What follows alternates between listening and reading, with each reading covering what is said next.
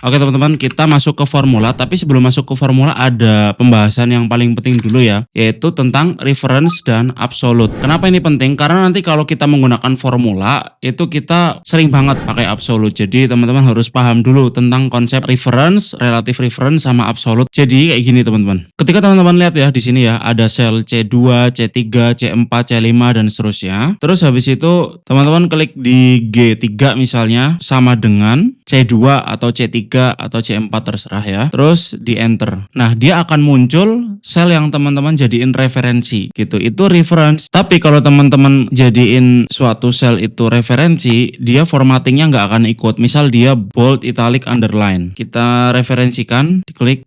Nah, formattingnya nggak bakalan ikut. Dan kalau yang awal ini diubah, misalnya ini 18.000, kita ganti jadi 25.000.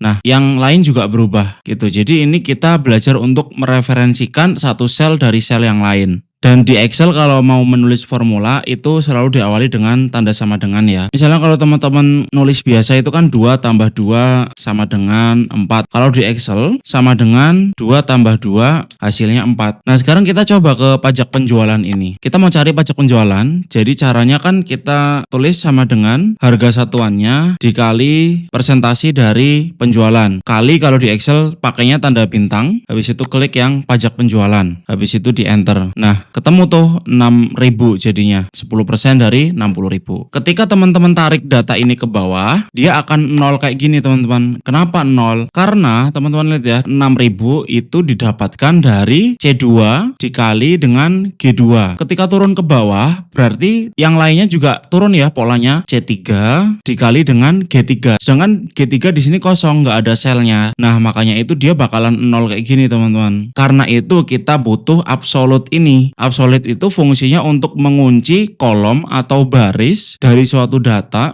biar dia itu nggak geser ke kanan ataupun ke kiri. Jadi ketika kita seret datanya ke bawah, G2 ini yaitu 10% ini nggak akan ikut turun juga. Caranya gimana memberikan absolute? Caranya dengan memberikan tanda dolar atau bisa juga dengan F4. Jadi misalnya kita tulis ya di sini, kita mau kunci barisnya. Jadi G2 ini di depan 2 kita kasih dolar.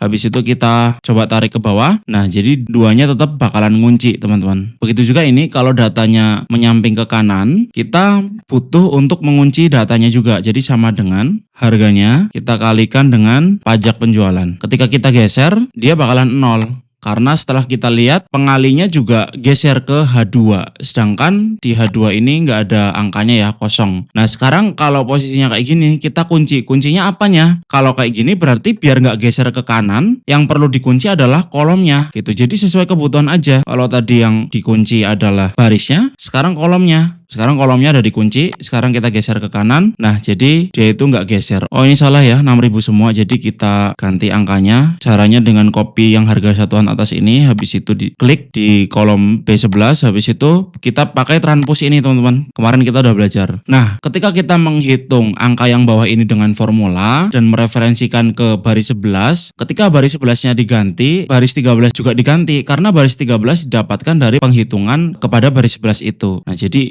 itu enaknya kalau pakai formula. Enak dan hati-hati. Enaknya ya kalau kita ganti di awal semuanya keganti, jadi nggak perlu ganti manual. Hati-hatinya ya kalau kita sampai salah ganti, akhirnya beruntun ke belakang, bisa salah sampai belakangnya. Lihat ya bedanya teman-teman, tadi ini kalau 60.000 semua pajak penjualannya 6.000. Setelah kita ganti, pajak penjualannya bervariasi. Nah kalau kita pakai F4, yang kekunci itu dua-duanya teman-teman. Jadi misalnya ini kita tulis sama dengan harga satuan dikali dengan G2. Terus G2-nya kita F4. Nah, dia yang kekunci kolom sama barisnya. Tapi bisa juga dihapus salah satu gitu. Jadi nanti yang kekunci cuma salah satu. Kayak gitu bisa juga. Jadi sesuai kebutuhan aja. Tapi kalau aku sih lebih sering kunci dua-duanya aja sih. Dan paling sering datanya memang dikunci dua-duanya. Tapi nggak menutup kemungkinan kita butuhnya cuman kunci kolom atau kunci barisnya aja gitu. Itu tentang absolut teman-teman. Lah kalau relatif tuh yang tadi teman-teman, misalnya kita pilih C2 dikali dengan G2,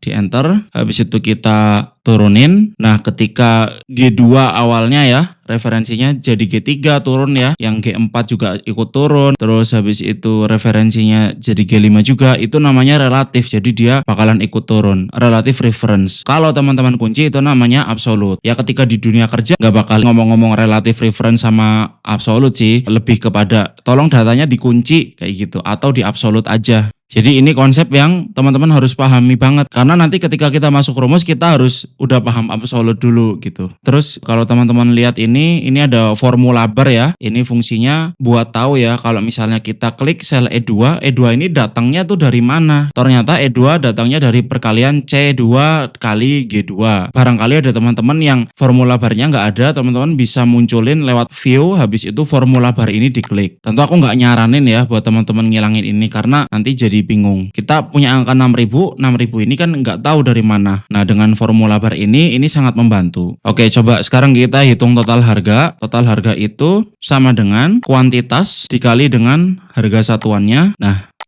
terus kita tarik ke bawah. Yang horizontal juga sama dengan harga beras kali harga satuan. Oke. Terus total harga plus pajak penjualan berarti kita tambah ya, sama dengan total harga ditambah pajak penjualan sama dengan 126.000, terus kita tarik. Yang horizontal juga sama, total harga tambah pajak penjualan, habis itu kita tarik.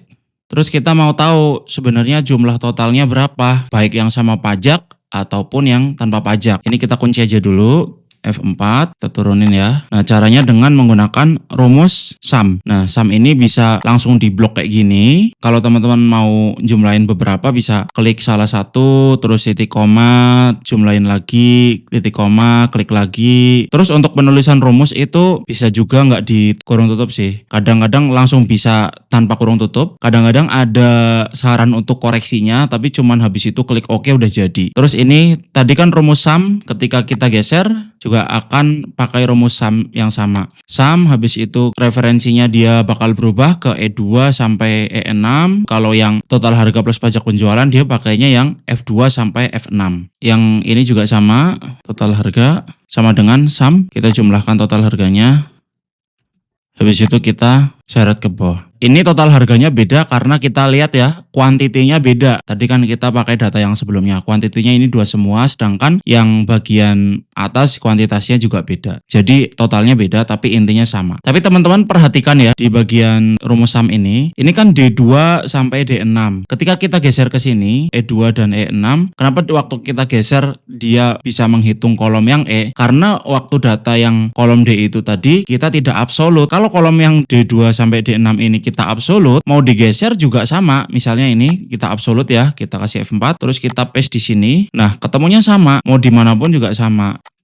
Terus habis itu kalau mau ngasih number format, pakai number format di sini, pakai yang accounting atau apa, atau more number format juga bisa. Terus di bagian sini juga bisa teman-teman, RP English. Nah ini, jadi lebih simple. Yang ini juga ditambah ya, ini RP juga. Oke, mungkin itu dulu tentang reference, relative reference sama absolute teman-teman. Next kita udah mulai bahas tentang rumus, tapi rumus-rumus sederhana dulu teman-teman. See you.